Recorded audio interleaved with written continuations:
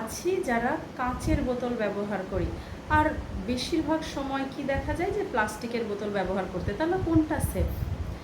প্রথম কথা হলো কাঁচ, যেটা স্যান্ড এবং লাইমস্টোন তার সাথে সোডা অ্যাশ দিয়ে তৈরি হয়।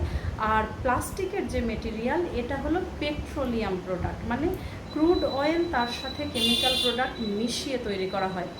তাহলে যখন আমি জল খাবো, গ্লাস মানে কাঁচের ক্ষেত্রে হয় কি, কোনো ধরনের মেটেরিয়ালও জলের মধ্যে রিলিজ করে না।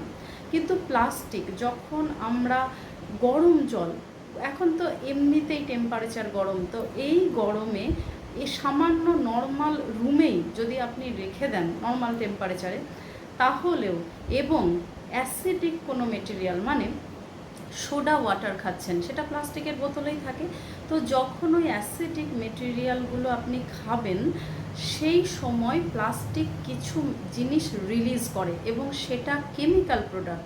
আর ওই কেমিক্যাল প্রোডাক্ট আপনার শরীরে গেলে অবশ্যই সেটা হার্মফুল এফেক্ট দেবে। মানে যে কোনো ধরনের ইমব্যালেন্স, স্পেশালি মেয়েদের ক্ষেত্রে হরমোনাল ইমব্যালেন্স হওয়ার চান্স ভীষণ বেড়ে যায়। তাই কি করবেন, গ্লাসের বোতল ইউজ করুন, একটু সাবধানে ব্যবহার করতে পারেন, আর তা না হলে মেটালের বোতলও ব্যবহার করতে পারেন। Thank you.